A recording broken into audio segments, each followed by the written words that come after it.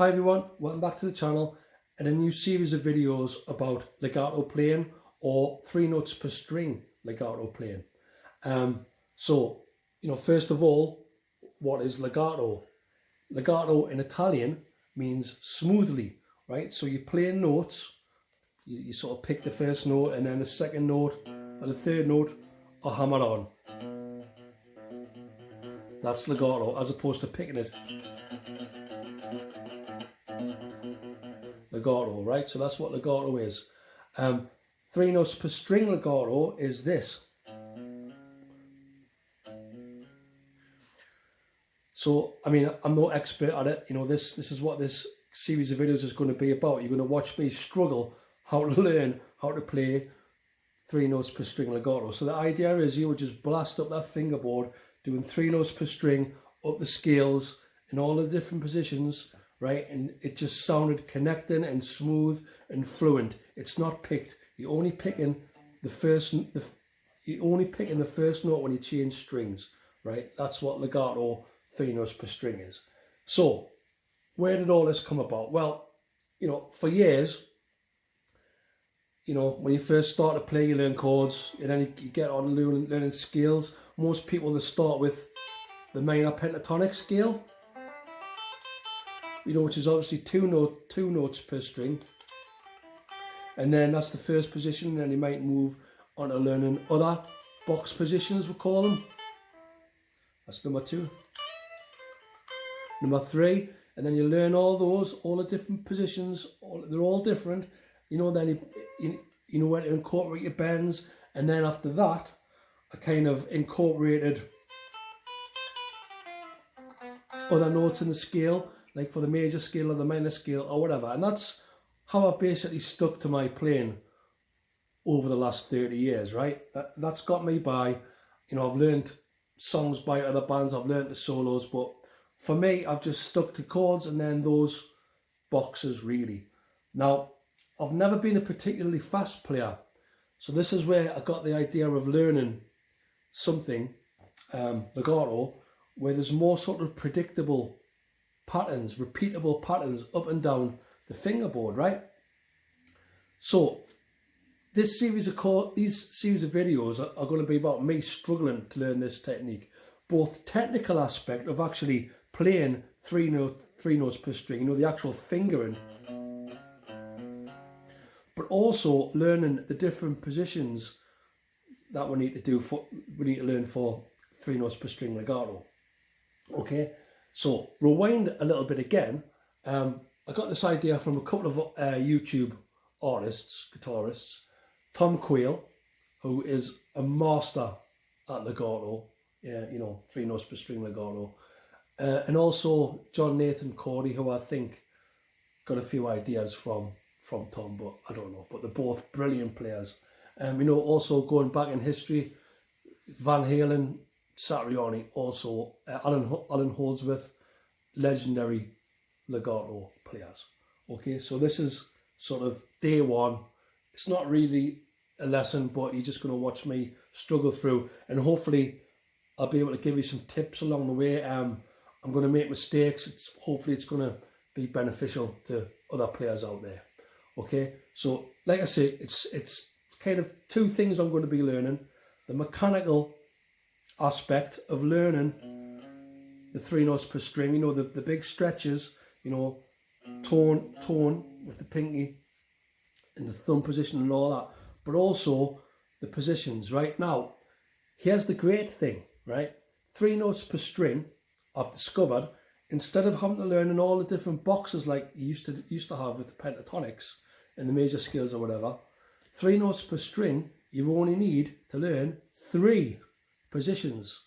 That's right, 3. And those positions are, right, or sorry, those shapes are, you've got tone, tone, that's 1, right? So it's basically 2 frets and then another 2 frets.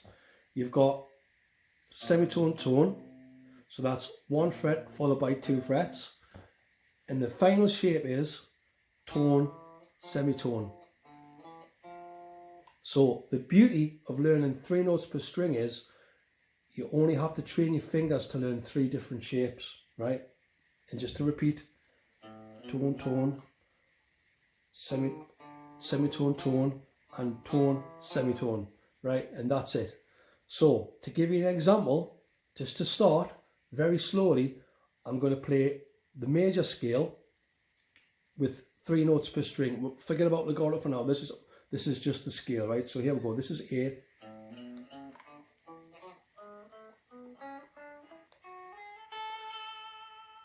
So that consists of, we're going to say pattern 1 is tone, tone. So pattern 1, another pattern 1, a pattern 2, another pattern 2, a pattern 3, and then after that it's another pattern 3 if you want to carry on up the scale. Got it? So now we've got to learn the sequence of these patterns, which again are really easy to learn. Hold on, I'm just get a sip of water here. So this is kind of one of the keys to sort of mastering the fretboard, I think, as well. So if you're starting on the root, right, so if we're in A, we're starting on the root, right? Now, the position of these patterns, we're going to call a pattern 1, tone, tone, pattern 2, semitone, tone, and pattern 3, tone, semitone, right? So the order of them is, if you're starting on the root, right, it's 2 pattern 1s, followed by 2 pattern 2s, followed by 2 pattern 3s.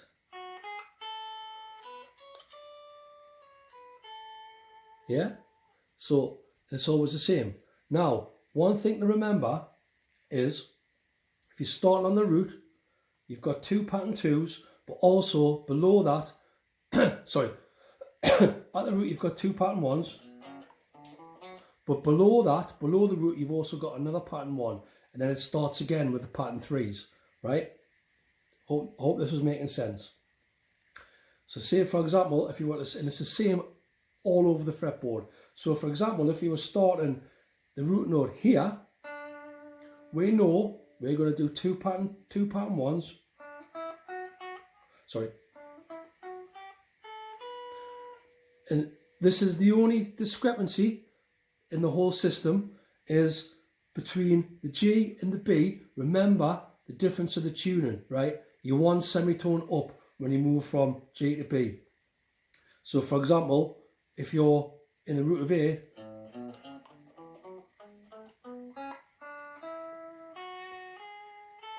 notice how that moved up 1 fret when I moved from G to B. You've always got to do that, right? So that's the only discrepancy. So just bear that in mind. But anyway, I digress. You're starting from here, pattern 1, pattern 2 with B, so remember it's 1 fret up,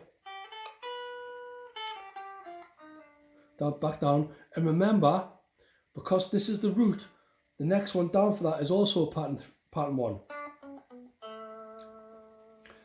and then it starts pattern 3 again,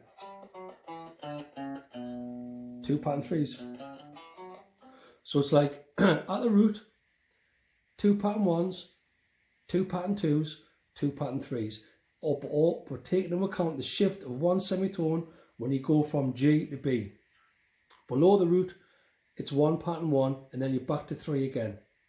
Yeah? So just to kind of visualize that again, starting from here, say for example, if you're here and you're on pattern 3, we know there's another pattern 3, then we know there's a pattern 2, then we know there's another pattern 2, then we've run out of strings, right? But if we're here and we're at pattern 2, sorry, another pattern 2, and then we know we're into 2 pattern 1s. Yeah? So it's very, very predictable, right? These 3 notes per string. It's 3 patterns all over the fingerboard in a sequence of root is 2 pattern 1s above, 1 pattern 1 below, right? Start on that root, 2 pattern 1s above, and then after that it's 2 pattern 2s, and after that it's 2 pattern 3s. But remember, when you go to your B, you move 1 fret up. I'm sorry if this is making no sense, everybody, drop a comment in the comment if it's not. I hope I've explained that. It's basically a lot simpler than having to learn all these major scales and pentatonics, right? Now, time for some water. Okay, so I know what you're thinking. You know, so what's the catch? You know, why doesn't everybody just learn these 3 notes per string, nice and predictable? Yeah, nice and predictable. You only need one shape and you can just master the whole of the fretboard. And the reason is because of this stretch, right? On the position 1. It's a big stretch. Right? Now, really, I mean, this is 2 separate lessons in one, really. But I wanted to sort of combine legato with this 3 notes per string scale theory as well, right? So, what I'm going to try to train myself to do as well is get really comfortable with the hand position of learning that position 1, legato,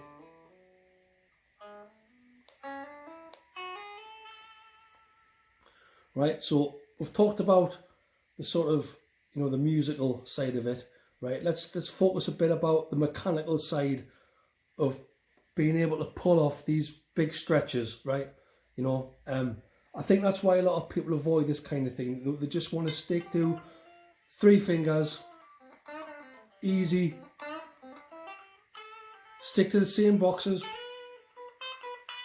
That's what I've done. The lazy guitarist sticks to things that are easy, right? But if you really want to pick up speed, 3 notes per string is the way to go because it's predictable. You can do things without thinking. You know, I think, you know, Tom Quayle can do this whilst having a conversation. You know, I'm miles away from that. So, you know, I'm hoping I'm going to make mistakes, and I'm hoping that you're going to learn and I'm going to learn from the mistakes that I make along the way in this kind of video series. Anyway, I digress again, right? Let's talk about the hand position, right? The left hand. This is all about the left hand, right? So, Tom Quayle, what he says is, right, your thumb needs to kind of be in line with your middle finger, right? Now, I find that quite difficult, the way my hand is. It needs to be natural. Like, I think what they say is like a dead spider. You know, your wrist needs to just sort of flop down like that. Your fingers need to flop down. There's got to be no tension there, right? No tension. And the position of your thumb has got to be natural as well. Now, natural for me, and everybody's different, is the thumb is between my index and middle finger, right? That's natural for me. So when I'm placing it on the neck, they say it's got, you know, the thumb, by the way, is kind of in the middle of the neck where the skunk stripe is. I don't know, I'm no expert, but you're just looking for a natural hand position with no tension to begin with, right? So anyway, that's where I'm at. Yeah, that's where I'm at with my thumb. Here's my fingers, because the key stretch here is between your first and your middle finger, right? That's the hard bit. Once you can get that down, it's easy to get your pinky across. Also, sorry, I'm struggling here. Also, what people have suggested is you don't actually move your fingers much. You don't move your thumb at all. I mean, it kind of, I'll just try and show you. You're kind of supposed to like rotate your thumb, right? But apparently your thumb's not moving, right? We'll see how we go with that, right? So anyway, that's where I'm comfortable with. We're gonna, you know, go for the key V again. I'm just gonna try and do something, right? So here's my first attempt, right? Here we go.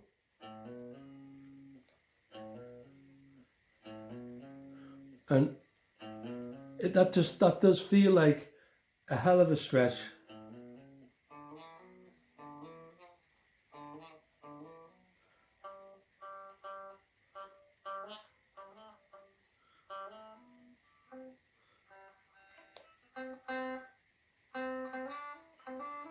See how far I am down the road with that. Now, I'm not trying to play the notes of the scale at this point.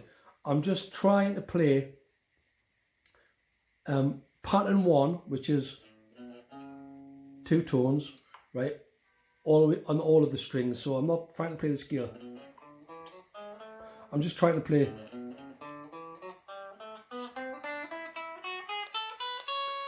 pattern 1 all the way up and down the neck, right? That's my goal. I'm not there yet, right? But I'm hoping you can join us on my journey, right? Anyway, so this is going to be my practice regime over the next week.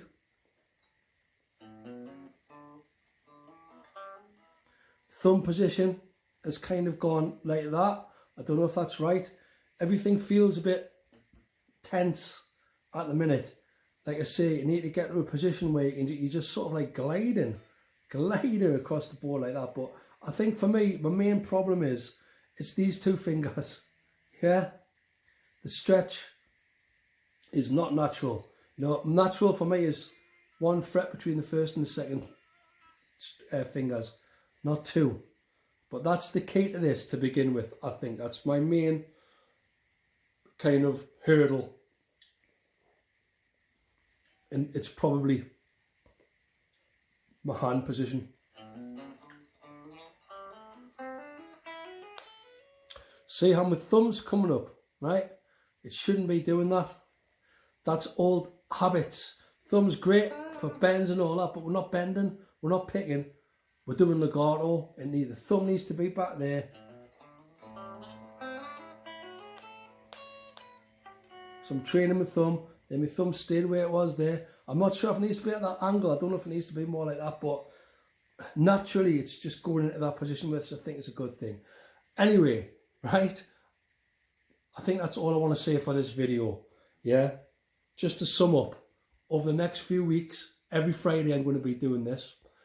So we're going to be getting this sort of guitar Jody tries to do legato, or whatever I'm going to call a video, on a Friday. And then on a Sunday, we're going to have the sort of the usual, you know, like guitar reviews or gear reviews or other guitar tips or waffling or whatever. Okay, so I'm going to try to keep it to 2 videos per week. But yeah, I thought it'd be just interesting. And you know, if you've got any tips, you know, on this type of thing, drop us a comment. You know, also, you know, I appreciate any subs, likes, anything just to get the channel boosted up. I'm at almost 750 subs at the minute. I'm trying to get to 1,000, so your help's greatly appreciated. I'll catch you next week. Hopefully I've had a bit of practice. Hopefully I've got the mechanics of getting that position 1 nailed, because, you know, position 2, not as bad. Position 3, not as bad. It's just that position 1. You know, I want to be flying up and down that fretboard soon.